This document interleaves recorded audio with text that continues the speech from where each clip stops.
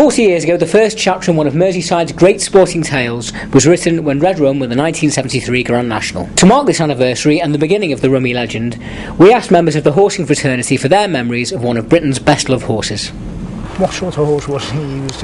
Was he just a one-off? Absolutely, yeah, complete freak, one of the greatest racehorses ever lived. And he obviously started the Aintree dynasty for you, and you were only a young lad. How old were you when he first won it? I was only 2 when he won, 6 when he won his last one. So I don't really remember a huge amount of it. Just remember growing up with him afterwards, and obviously it's very special and great for our family to be involved in it. Yeah, and do you think we never get a horse to come even close to him? Certainly we haven't had a dual winner. Bala Briggs is obviously going for a second win. Will we ever have another one? No.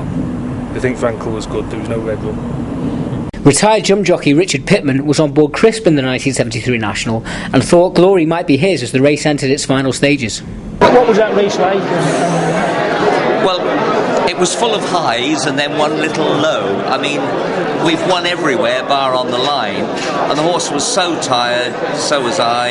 It was a travesty of justice, and Ginger McCain went to his grave arguing with me that his was better than mine, but mine gave him £25, But the great thing about Chris was that he loved jumping, so when he saw a fence he thought, yay, let's get there.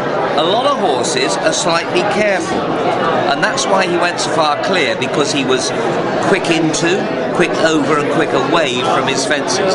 And you can imagine being so far clear, it was eerie, it was quiet. Normally there's so much noise in a race. Horses hit fences and they exhale. Jockeys are swearing at each other. There's a lot of noise, and this was quiet on the second circuit. It was quite eerie. I mean, but only the greatest horse in Grand National history beat you, and probably that's what it took to beat Crisp that day. Well, it did, but Crisp only ran once more. It was a shame he could never come back here. And he met in a match race with Red Rum at Doncaster the next year, only 2 of them. 12 stone each, Chris won by 10 lengths, but got a tendon injury, and we retired him there and then. I actually jumped the last bench third. It was the first time I ever got round. I was riding a horse called Hurricane Rock, and Red Rum got up and beat Crisp, and what a fantastic horse he made after that. 5 runs, won 3, and second twice. Amazing horse. Stands head and shoulders above them all, I think. You could honestly say, without exaggeration, that Red Rum was the saviour of Aintree Racecourse. The course was going to be sold, there were all sorts of problems, and the National was certainly not popular.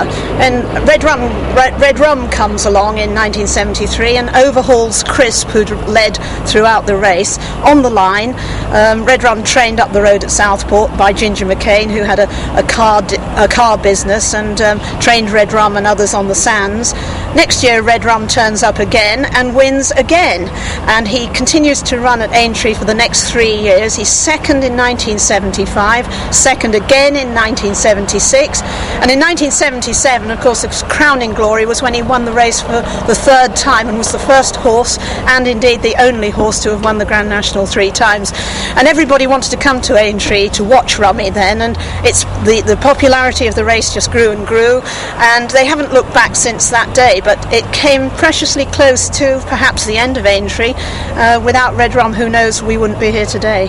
Well, I actually feel quite privileged to have been around and seen some of that. I mean, it was around that time that I first started writing racing stuff for the Echo, and I was there at Aintree for the last 2 times that Red Rum ran in the National, and it was amazing. In fact, over the years I've seen many of the great horses, over jumps and on the flat, but I can honestly say the only time I've ever had a tear come to my eye was watching Red Rum win that 3rd National in 77. It really was a very emotional moment.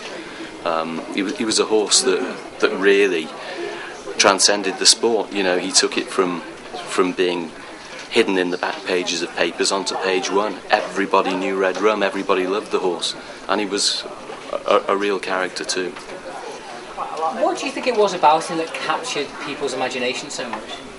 I think the fact that he won the world's greatest steeplechase 3 times, ran in it 5 times, second twice.